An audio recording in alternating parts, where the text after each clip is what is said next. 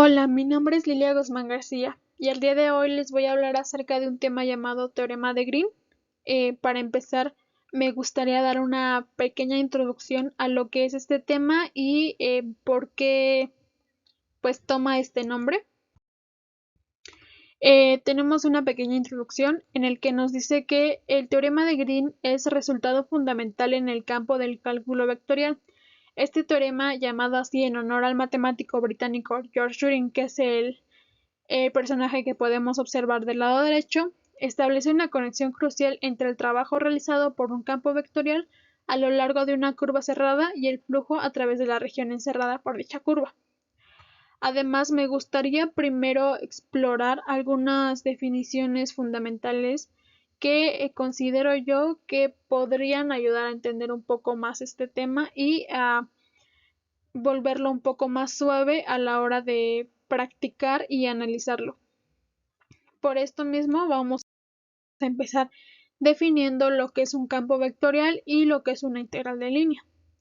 Para esto nos dice que un campo vectorial es una asignación de un vector a cada punto en el espacio. Como lo podemos observar en nuestra imagen del lado derecho, en el contexto del teorema de Green estamos interesados en campos vectoriales en el plano, es decir, funciones que asignan un vector bidimensional a cada punto en un plano. Esto es muy importante, pero además tenemos algunas restricciones que les voy a comentar un poco más adelante, en el cual veremos que no son aplicables a todo. Sin embargo, es importante conocer que pues estas restricciones nos marcan si podemos llegar a utilizar este teorema o no podremos utilizarlo. Pero eso lo platicaré un poquito más adelante. Ahora, pues iremos con lo que es la definición de la integral de línea. La integral de línea de un campo vectorial a lo largo de una curva parametrizada mide la acumulación de los componentes del campo a medida que se recorre la curva. Esto lo podemos ver representado en la imagen que tenemos en esta parte de aquí, en el que nos muestra una curva parametrizada a lo largo de los ejes en un plano.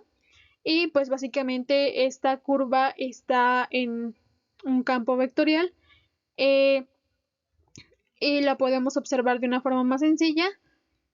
Y pues ahora vamos a hablar acerca de estas restricciones o condiciones que deben de cumplirse para poder aplicar este tema.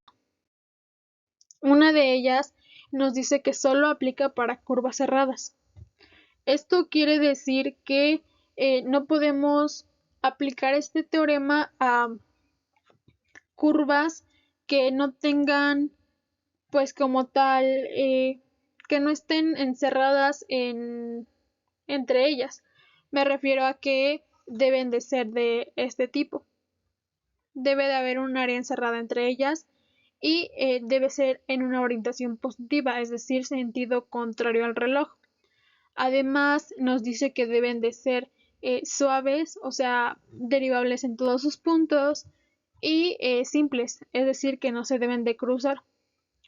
Esto se refiere más que nada a que si ya llevamos una trayectoria y esta línea se vuelve a cruzar con esta, este teorema no podrá ser aplicado debido a que no cumpliría con esta restricción. Es muy importante tener en cuenta que este teorema facilita mucho eh, la facilita más que nada el desarrollo de este tipo de integrales y pues ayuda en muchísimos otros campos, pero no siempre es aplicable. Pues ahora vamos a hablar acerca de la fórmula. Como ya sabemos, este teorema establece una conexión poderosa que nos dice que la integral de línea a lo largo de una curva cerrada y positivamente orientada en el plano es igual a la integral de superficie del campo vectorial sobre la región encerrada por la curva, que matemáticamente podríamos expresar así. Tenemos nuestra función que nos dice que es una integral cerrada de nuestra función p, que es de x y y respecto a x, más nuestra función q de x y y respecto a nuestra variable y Pues la fórmula como tal del teorema nos dice que podemos reescribirlo como una doble integral que va de la derivada de q respecto a la variable x menos la derivada de p respecto a la variable y por el diferencial de a. Tenemos ya nuestras variables y van a ser derivables respecto a sus variables contrarias. Es decir, si p está respecto a x, va a ser derivable respecto a y. Y así viceversa con la siguiente función. Para esto, pues ahora les voy a hablar acerca de las aplicaciones. El teorema de Green es esencial en diversas aplicaciones. Esto va desde la física hasta la ingeniería y pues este teorema nos permite entender cómo ciertas cantidades representadas por campos vectoriales se distribuyen y se relacionan en el espacio. Además, como tal, nos ayuda con el cálculo de áreas, circulaciones y flujos, integrales de línea y superficie, identificación de campos conservativos, el estudio de funciones armónicas, la mecánica de fluidos, entre muchísimas otras cosas más. Como ya les mencioné, van desde aplicaciones desde la física hasta la ingeniería y pues en nuestro caso la vamos a ocupar para calcular las integrales de línea y pues podemos observar aquí una imagen en la que calculamos un área y pues básicamente este teorema es muy completo y nos ayudaría bastante, pero debemos de asegurarnos de que sea aplicable más que nada y que cumpla con las restricciones o condiciones que mencionamos anteriormente para así poder aplicarlo de una forma correcta y obtener resultados favorables que nos ayuden a nuestro proceso de desarrollo. Pues vamos a ir a un ejemplo. El ejemplo nos dice calcular la integral de línea de nuestra integral de y cúbica respecto a x más x cúbica más 3xy cuadrada respecto a y, donde c es el camino de y igual a x cúbica desde 0,0 hasta 1,1 y y igual a x de 1,1 a 0,0. Para esto, considero yo que lo primero que debemos de hacer es graficar nuestra función para así tener más o menos una idea de lo que con lo que vamos a trabajar. Entonces, con ayuda de algún software o alguna aplicación, en este caso yo utilicé GeoGebra, graficamos esto y nos quedaría de la siguiente manera. Tenemos nuestra curva de y igual a x y de y igual a x cúbica. Entonces, ya una vez tenemos graficado esto, tomamos nuestra fórmula y simplificamos esta fórmula, o más bien utilizamos como tal la fórmula del teorema de Green, en el que nos dice la doble integral de nuestra derivada de q respecto a x menos nuestra derivada de p respecto a y por el diferencial de a. Y ya teniendo nuestra fórmula, nuestra función ya en una integral, básicamente vamos a identificar cuál es nuestra q y cuál es nuestra p y vamos a sacarle las derivadas. Entonces tomamos en cuenta esta fórmula y vemos que nuestra p está respecto a nuestra derivada de x. Entonces, si analizamos en nuestra función o en nuestra integral, más que nada, nos damos cuenta que nuestra y cúbica es nuestra p, porque está respecto a nuestra derivada de x. Y nuestra q es nuestra x cúbica más 3xy cuadrada, porque está respecto a y. Entonces, ya una vez identificadas cuál es p y cuál es q, vamos a calcular las derivadas de q respecto a x y las derivadas de p respecto a y. Y pues esto es un proceso o un paso muy sencillo, considero yo. Entonces, calculamos la derivada de q respecto a x, que nos da 3x cuadrada más 3y cuadrada, y nuestra derivada de p respecto a y, que nos da 3y cuadrada. Y una vez que ya tenemos esto, reescribimos nuevamente ya utilizando esta estructura y nos queda que es la doble integral de 3x al cuadrado más 3y cuadrada menos 3y cuadrada respecto al diferencial de a, que en este caso podría ser dy por dx. Y vamos a observar que en esta parte tenemos 3y cuadrada menos 3y cuadrada. Al realizar esta suma o resta, pues nos damos cuenta que esto y esto se vuelven cero debido a que es una suma de lo mismo y con signos contrarios, entonces se eliminan y nos quedaría nada más esta parte de aquí. Aquí ya lo podemos ver más claro, 3y cuadrada menos 3y cuadrada pues se va y nos queda solamente nuestro 3x al cuadrado por nuestro diferencial de a. Esto sigue siendo en una doble integral.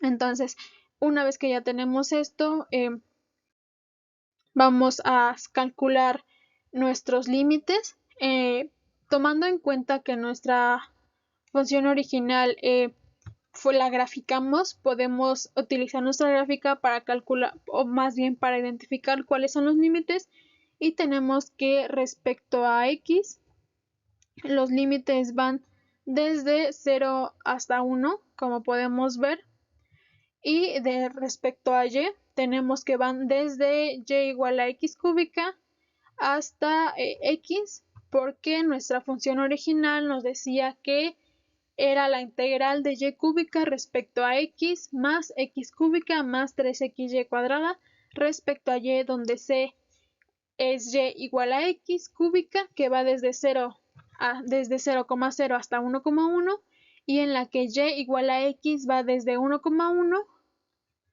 hasta 0,0. Entonces, ya teniendo claro esto e identificados nuestros límites, tomamos en cuenta nuestra integral doble que obtuvimos en la página anterior y sustituimos ya nuestros valores de nuestros límites, y nuestro diferencial de a lo sustituimos por nuestros diferenciales respecto a nuestras variables correspondientes. Ya teniendo esto, primero vamos a realizar la integral de adentro, la que marqué en rojo en esta parte de aquí, y pues vamos a escribirla sencilla para poder desarrollarla un poco más fácil.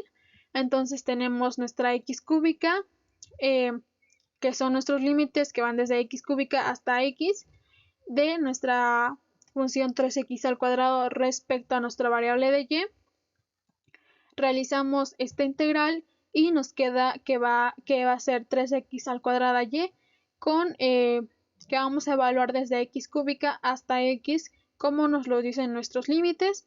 Entonces vamos a sustituir esto y nos quedaría 3x al cuadrado por x, que es respecto a este, menos 3x al cuadrado respecto a nuestra x cúbica, que sería 3x al cuadrado por nuestra x cúbica. Y pues esto lo podemos simplificar aún más. Multiplicamos esto y multiplicamos esto. El resultado de esta multiplicación nos quedaría 3x cúbica menos 3x quinta, y pues este va a ser nuestro resultado de nuestra primera integral, de esta integral. Ahora vamos a realizar la segunda integral, la de negro, pero vamos a sustituir lo que tenemos aquí por este resultado nuevo que nos acaba de dar esta misma integral. Entonces vamos a reescribir una integral desde 0 a 1 de esto que va a ser respecto a x. Entonces vamos a desarrollar esta integral y nos quedaría 3x cuarta sobre 4 menos 3x sexta sobre 6. Y esta la vamos a evaluar en límites desde 0 hasta 1. Ahora vamos a sustituir ya como tal los valores de los límites, y podemos observar en esta parte que toda esta parte de aquí se va a volver 0, porque 0 entre un número pues básicamente nos da 0. Entonces esta parte se va y como podemos observar pues se vuelve le puse 0, pero ya no es necesario. Entonces escribimos esta parte y aquí pues igual, de la misma forma, sabemos que 1 a la cuarta potencia nos da 1 y 1 a la sexta potencia nos da 1. Entonces si multiplicamos 3 por 1 nos da 3, y de la misma forma acá. Entonces nos quedan 3 cuartos menos 3/6. Y aquí pues ya lo único que queda es realizar una resta de fracciones para obtener nuestro resultado final y obtenemos que nuestro resultado es de 1/4. Entonces, sabemos ahora que el resultado de calcular esta integral de línea es 1/4. Y si queremos comprobarla, podemos hacer esto sustituyendo o realizándola de otra forma. Podríamos parametrizarla y realizarla para que así nos dé el resultado y podamos comprobar que pues básicamente dan lo mismo y que nuestro proceso de desarrollo fue correcto. Eso sería todo por mi parte. Muchas gracias.